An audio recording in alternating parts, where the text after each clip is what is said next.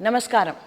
நம்மளுடைய சனாதன தர்மத்தில் உள்ள வேதங்கள், வேதாந்தங்கள், புராணங்கள், இதிகாசங்கள் நிறைய இருக்கு. அதை எல்லாத்தையும் நம்ம படித்து புரிந்து கொள்வது என்பது கொஞ்சம் கஷ்டமான காரியம். அதை விட அதுக்கு அர்த்தத்தோடு நம்ம தெரிந்து கொள்வது கொஞ்சம் கடினம்தான். அதற்கு நமக்கு கடவுள் கொடுத்த வரம் அப்படின்னாக்க வேத விற்பன்னர்கள், உபன்யாசகர்கள் மற்றும் பண்டிதர்கள். அந்த மாதிரி நமக்கு கிடைத்த ஒரு பொக்கிஷம் அப்படின்னே சொல்லலாம்.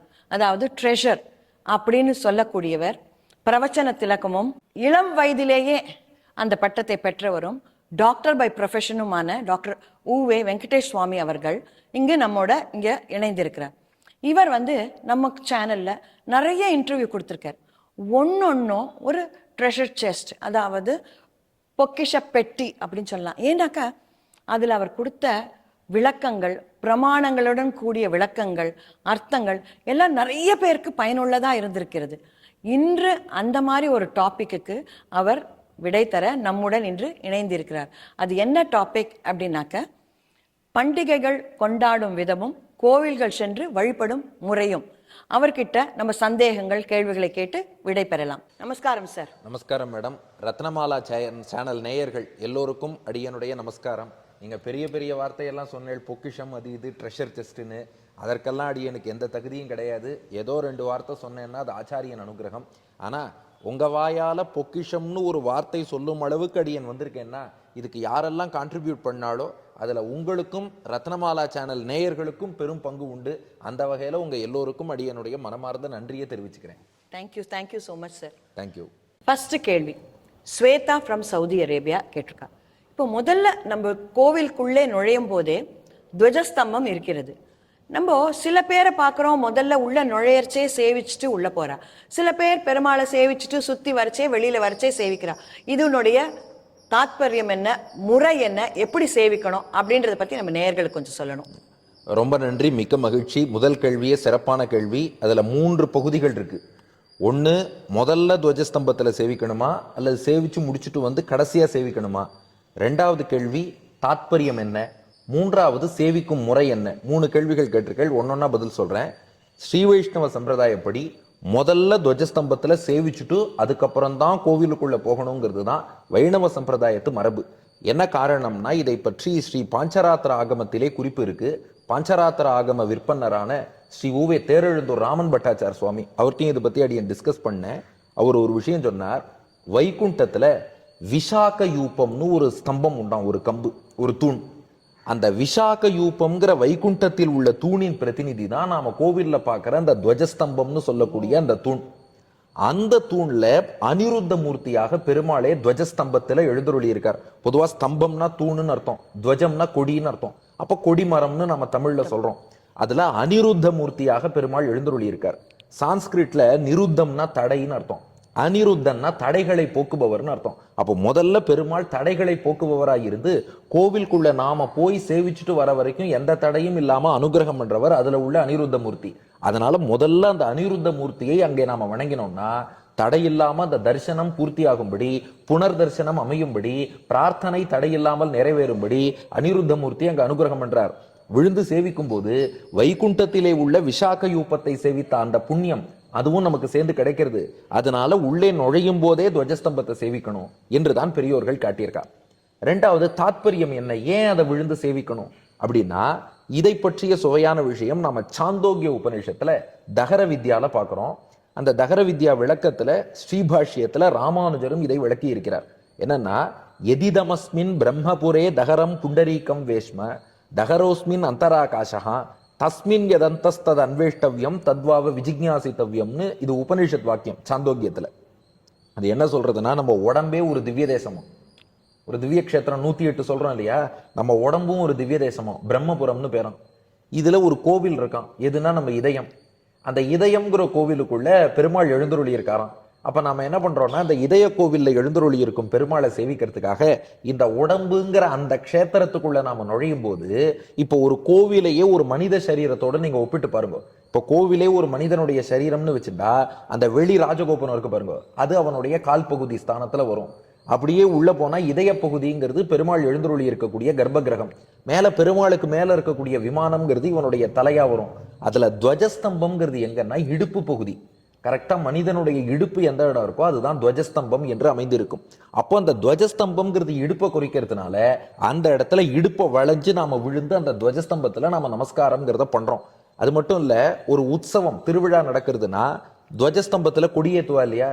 துவஜஸ்தம்பத்துல கீழேந்து கொடிய மேல ஏத்துறது எதை குறிக்கிறதுனா இந்த இடுப்புல தான் மூலாதாரம்னு யோக சக்கரம் இருக்கு. இந்த யோகத்துல 6 சக்கரங்கள்னு சொல்லுவா. மூலாதாரம், சுவாதிஷ்டானம், மணிபூரகம், அநாகதம், விஷுத்தி, ஆக்ஞான்னு. அதுல குண்டலினிங்கிற சக்தி தான் அந்த கொடியாம். அப்போ மூலாதாரம் என்ற துவஜஸ்தம்பத்தோட பேஸ்ல இருந்து குண்டலினி சக்தி மேல் நோக்கி எழுந்ததென்றால் இந்த ஜீவாத்மாவுக்கு வந்து யோகத்துல ஃபர்தரா ப்ராக்ரஸ் கிடைக்கும். அதைத்தான் அந்த துவஜஸ்தம்பத்துல அப்படியே கொடி மேலே ஏறுவதுங்கிறது குறிக்கிறது. அப்ப இந்த இடுப்பும் அந்த துவஜஸ்தம்பமும் ஒரே ஸ்தானத்துல இருக்கு. அதனால இடுப்பை வளைத்து வணங்கும் போது அந்த துவஜஸ்தம்பத்துக்கு கீழே விழுந்து வணங்கணும்னு பெரியோர்கள் ஏற்படுத்தியிருக்கா. அது மட்டும் இல்ல, கோவில்ல மற்ற இடங்கள்ல வணங்கக்கூடாது, துவஜஸ்தம்பத்துல தான் வணங்கணுங்கிறா. என்ன காரணம்னா, நீங்க கோவில்ல இன்னொரு இடத்துல போய் விழுந்து சேவிச்சா நிறைய சன்னதிகள் இருக்கும். உங்க கால் ஏதாவது சன்னதியில உள்ள ஒரு மூர்த்தியை நோக்கி நீட்ட வேண்டிய ஒரு பாபம், அபச்சாரம் ஏற்பட்டுடும். ஆனா துவஜஸ்தம்பத்தை நோக்கி சேவிச்சேன்னா உங்களுக்கு அந்த ப்ராப்ளமே வராது. அதனால அந்த இடத்துல இடுப்பை வளைச்சு சேவிக்கணும். இது வந்து அடியனா சொல்லல, துவஜஸ்தம்பம் பற்றி நேரடி குறிப்பு இல்லைனாலும் ஸ்ரீபாஷ்யத்துல ராமானுஜருடைய அந்த வாக்கியங்களை அடியன் அப்படியே விஞ்ஞாபனம் பண்ணிடுறேன். பிரம்மபுர சப்தேன உபாசியத்தையா சந்நிகித பரபிரம்மணா புறத்வேன உபாசக சரீரம் நிர்திஷ்ய. நம்ம உடம்பையே பெருமாள் வசிக்கக்கூடிய ஒரு க்ஷேத்திரமாக உபனிஷத் சொல்லி தன்மத்தியவர்த்தீச்ச தத் அவயவபூதம் புண்டரீகாக்காரம் அல்ப பரிமாணம் ஹிருதயம் பரஸ்ய பிரம்மணோ வேஷ்மதையாபிதாய. அதுல இந்த சின்ன இதயம், தாமரை வடிவிலான இதயத்தை பெருமாளுடைய கோவிலாக உருவகப்படுத்தி கர்ப்ப கிரகமாக உருவகப்படுத்தி ததந்தர்வர்த்தீச்ச அதுக்குள்ள யார் இருக்கா அப்படின்னு பார்த்தா பகவானே வந்து எழுந்தருளி இருக்காராம். சர்வஜம் சர்வசக்தி ஆஸ்ரித வாத்சல்யைக ஜலதிம் உபாசகானுகிரகாய தஸ்மின் வேஷ்மணி சந்நிகிதம் சூக்ஷ்மதையா தியேயம். அங்கே வந்து பகவானே சின்ன வடிவத்தோடு நமக்காக தன்னை சுருக்கிண்டு வந்து நம்ம இதயத்துக்குள்ள கோவில் கொள்றாராம். அங்கேயும் மங்கள குணங்களோடு இதயத்துக்குள்ள வந்துட்டார்னா அவரோட குணங்கள்லாம் குறைவதில்லை.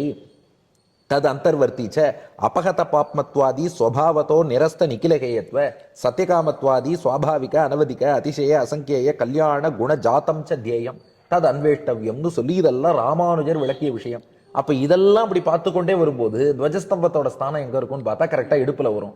அதனால வளைச்சு வணங்கணும். இது தாத்பரியம். இன்னொன்னு, மற்ற சன்னதி நோக்கி கால் நீட்டாம அது சேவிக்கிறதுக்கும் வசதியா இருக்கு. மூணாவது விஷயம், சேவிக்கும் முறை என்னன்னா துவஜஸ்தம்பத்தினுடைய இடப்புறம் தான் பொதுவாக சேவிக்க வேண்டும். அந்த துவஜஸ்தம்பம் எங்க இருக்கோ அதுக்கான லெஃப்ட் சைடு, அப்படித்தானே நம்ம உள்ள நுழைவோம், லெஃப்ட்ல தான் நுழைவோம். Always keep left. டிராபிக்லயும் கீப் லெஃப்ட் தான், கோவிலையும் கீப் லெஃப்ட் தான். அதனால அப்படித்தான் நாம் விழுந்து சேவிப்போம். பிரதட்சணமாக போவதுங்கிறது தான் வழக்கம். அப்படித்தான் சேவிக்கணும். ஆனா ஒரே ஒரு வேறுபாடு, உள்ள பெருமாள் பள்ளிகொண்ட திருக்கோலத்தில் இருந்தால் மட்டும் பெருமாள் எந்த பக்கம் திருவடி நீட்டின்னு இருக்காரோ துவஜஸ்தம்பத்தின் அந்த பக்கம் சேவிக்கணும். இப்போ கும்பகோணத்துல, ஸ்ரீரங்கத்துல, திருவள்ளூர்ல எல்லாம் பார்த்தேன்னா பெருமாளுடைய திருவடி ரைட் சைடு இருக்கும், திருமுடி லெஃப்ட் சைடு இருக்கும். அங்கெல்லாம் மட்டும் துவஜஸ்தம்பத்தோட ரைட் சைடுல சேவிச்சுட்டு அப்படி பிரதட்சணமா அப்புறம் உள்ள போய் சேவிக்கணும். இப்போ திருவாட்டாறு திவ்யதேசம், திருவட்டாறுங்கிறா ஆழ்வார் திருவாட்டாறுன்னு தான் பாடியிருக்கார். அது போல காஞ்சிபுரம் சொன்னவண்ணம் செய்த பெருமாள் இவாள்லாம் பார்த்தா லெஃப்ட் சைடு திருவடி நீட்டின்னு இருப்பார், ரைட் சைடு திருமுடி வச்சிருப்பார். அங்க நார்மல் கோர்ஸ்ல லெஃப்ட் சைட்லயே சேவிச்சுட்டு அப்படியே உள்ள போகலாம். இது வந்து சேவிப்பதற்கான முறை. ஆஸ் யூஷுவல் ஆண்கள்னா வந்து சாஷ்டாங்க நமஸ்காரம்னு 8 அங்கங்கள் பூமியில் படும்படியாக, பெண்களுக்கு வந்து பாலூட்டும் மார்பகம், குழந்தையை சுமக்கக்கூடிய கர்ப்பப்பை ரெண்டும் வந்து ரொம்ப ரொம்ப புனிதமானது, தரையிலேயே படப்படாதும்பா. அதனாலதான் பெண்கள் அப்படி பஞ்சாங்க நமஸ்காரம்னு சொல்லி அந்த மார்பகம், பாலூட்டக்கூடிய மார்பகமும் கருப்பையும் தரையில படாம பஞ்சாங்க நமஸ்காரம்னு பண்றாங்க. அதனால அந்த துவஜஸ்தம்பத்துல சேவிச்சுட்டு உள்ள போகணுங்கிறது நம்ம எம்பெருமானார் சம்பிரதாயத்துல அது ஒரு முக்கியமான கொள்கையாக வைத்திருக்கிறார்கள். இன்னொன்னு, உள்ள போயிட்டு வரும்போது சேவிக்க வேண்டாம்னு சொல்றதுக்கும் காரணம் என்னன்னா, ஷட்டாரிய நம்ம தலையில அர்ச்சக சுவாமி சாய்ச்சிருப்பார். அந்த ஷட்டாரிங்கிறது பெருமாளுடைய பாதுகை, நம்மாழ்வாரே பாதுகையின் வடிவமா இருக்கார். அந்த ஷட்டாரியை தலையில வாங்கிட்டு அது கீழே பட வேண்டாமேங்கிறதுனால முன்னாடியே சேவிச்சுட்டு உள்ள போகணுங்கிறது இன்னும் பொருத்தமா இருக்குன்னு காமிச்சிருக்கேன். இதுல ஒரு இன்னொரு கேள்வி, இது நான் என்னோட எக்ஸ்பீரியன்ஸ்ல கேட்குறேன் இந்த கேள்வி. இப்போ கொஞ்ச நாள் முன்னாடி நான் ஒரு கோவிலுக்கு போயிருந்தேன். அங்க வந்து ஆண்டவன் சுவாமிகள் எழுதியிருந்தார். அந்த சாற்று முறைகள்லாம் முடிந்ததுக்கு அப்புறம், அந்த இதெல்லாம் ஆனதுக்கு அப்புறம் நான் அவரை சேவிக்க போனேன். எனக்கு அப்போ ஒரு சந்தேகம். ஏன்னா கோவிலுக்குள்ள ஆச்சாரியனை சேவிக்கலாமா கூடாதா, இல்ல சன்னதியில பெருமாளை மட்டும்தான் சேவிக்கணுமா? ஏன்னா ஆச்சாரியனை எங்க கண்டாலும் நம்ம விழுந்து சேவிக்கலாம் அப்படின்றது இருக்கு. அதுக்கு என்ன நம்ம பண்ணணும்? உங்க ஆச்சாரியனை நீங்க எங்க பார்த்தாலும் விழுந்து சேவிக்கலாம். ஆச்சாரியனை சேவிக்கிறதுக்கு வந்து தோஷமே கிடையாது. மற்றவர்கள் விஷயத்துல தான், அதாவது மற்ற பாகவதர்களை, மற்ற அடியார்களை கோவிலுக்குள்ள சேவிக்க கூடாது. ஆனா ஆச்சாரியன் எதிர்த்தாப்புல இருக்காருன்னா, பெருமாளுக்கு முன்னாடி முதல்ல அவர் உங்களுக்கு ஆச்சாரியன்னா அந்த ஆச்சாரியனைத்தான் நீங்கள் முதல்ல சேவிக்கணும். அதுல மாற்றுக்கிறதே கிடையாது. அடியனுடைய ஆச்சாரியன் கோவிலுக்குள்ள இருக்கும்போது அடியன் ஆச்சாரியனை சேவிச்சிருக்கேன். ஆச்சாரியனும் ஆகான்னு சொல்லி அனுகிரகம் தான் பண்ணியிருக்கார். இன்னைக்கும் அடியனுடைய சதஸ் வீடியோக்கள் நீங்க பார்த்திருந்தாலும், அந்த சதஸ் பார்த்தா திருக்குடந்தை ராஜகோபால சுவாமி திருக்கோவில்ல நடக்கும்.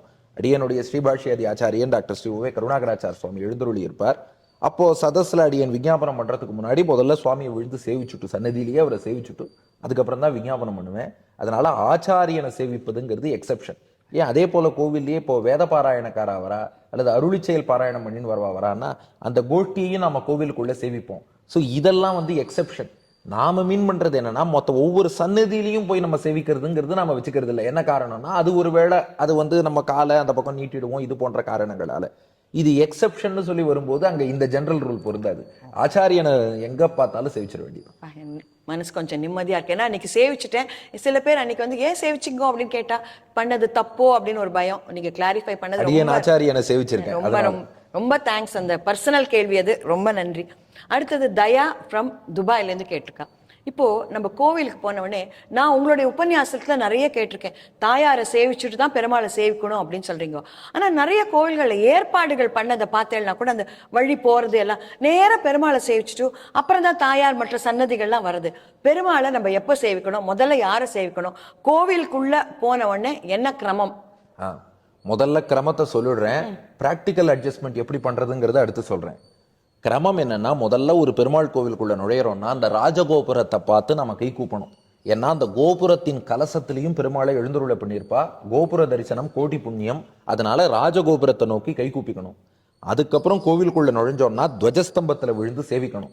அதுக்கப்புறம் துவஜஸ்தம்பத்துக்கு முன்பு கருடாழ்வார் சன்னதி இருக்கும், அந்த கருடனை சேவிக்கணும்.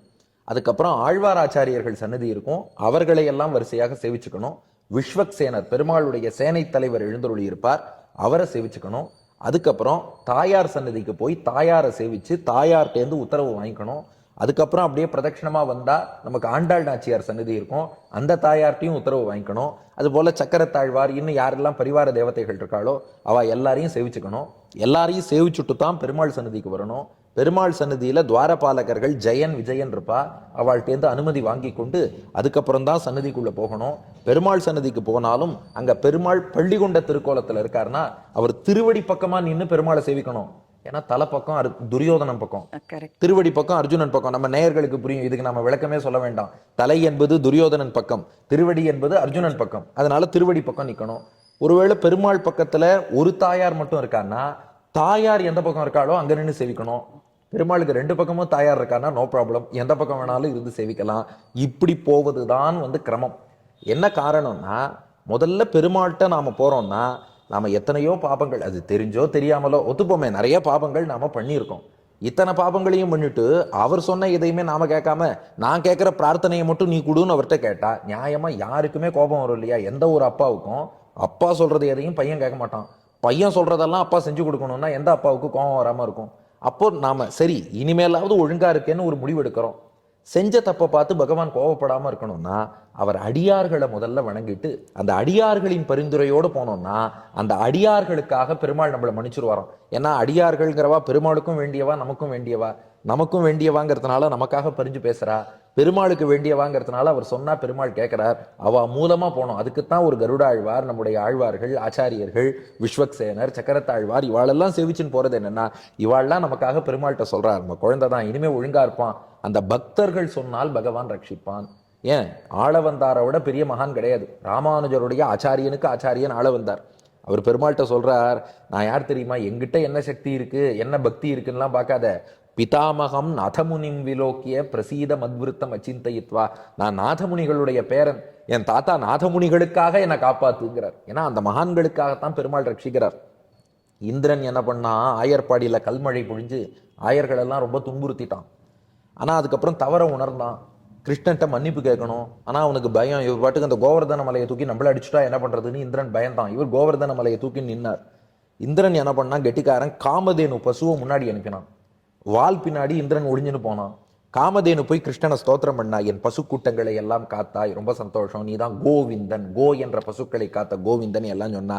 கிருஷ்ணன் அப்படியே சிரிச்சான். இந்திரன் அப்படியே பல்லிடிச்சுட்டு கொஞ்சம் அப்படியே அடியனுக்கும் அனுகிரகம் பண்ணுன்னு வந்தான்.